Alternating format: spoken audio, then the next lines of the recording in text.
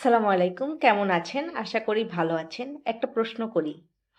আচ্ছা, আপনাকে যদি আমি বলি যে আপনি ব্যর্থতার গল্প শুনতে কি ভালোবাসেন? আপনার উত্তরটা কি হবে?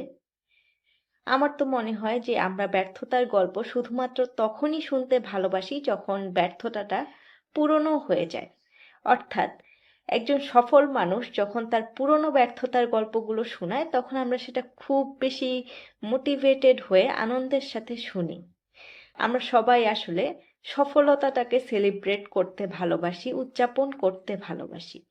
কিন্তু এই যে ব্যর্থতা, আপনি জানেন যে ব্যর্থতা উদযাপন করার জন্য একটা দিন ইন্টারন্যাশনালি অর্থাৎ আন্তর্জাতিকভাবে রয়েছে, সেটা হচ্ছে আজকের দিন 13ই অক্টোবর।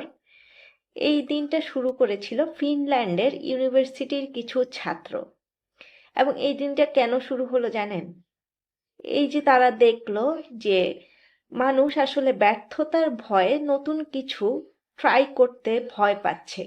সে যে ব্যর্থ হয়ে যাবে, তাকে সবাই খারাপ বলবে কিংবা কেউ অ্যাকসেপ্ট করবে না, সেই জিনিসটার ভয়ে তারা নতুন কিছুই শুরু করতে চাচ্ছিল না। এই যে আমাদের ধারণা, এই বিষয়টাকে ভাঙার জন্যই আসলে 2010 সাল থেকে ফিনল্যান্ডের ইউনিভার্সিটির ছাত্ররা এই দিনটা উদযাপন শুরু করে এবং আন্তর্জাতিকভাবে এখন ফেইলার ডে হিসেবে 13ই অক্টোবরটা পালিত হয়। আসলে একটু ভাবুন, যদি এমন হতো যে আমরা আসলে ফেইলারটাকে ভয় না পেয়ে কিংবা নেগেটিভ ভাবে না দেখে আমাদের ফেইলারটা আসলে কি কারণে হচ্ছে, আমাদের কোথায় ইমপ্রুভমেন্টের জায়গা রয়েছে, সেটা যদি আমরা একটু খুঁজতাম এবং সেটার জন্য আমরা ফেইলারটাকে যদি অ্যাকসেপ্ট করতে পারতাম, তাহলে কিন্তু আমরা সফলতাটা অবশ্যই পেতাম। সফলতা যেমন একটা পার্ট, আমাদের ফেইলারও একটা পার্ট।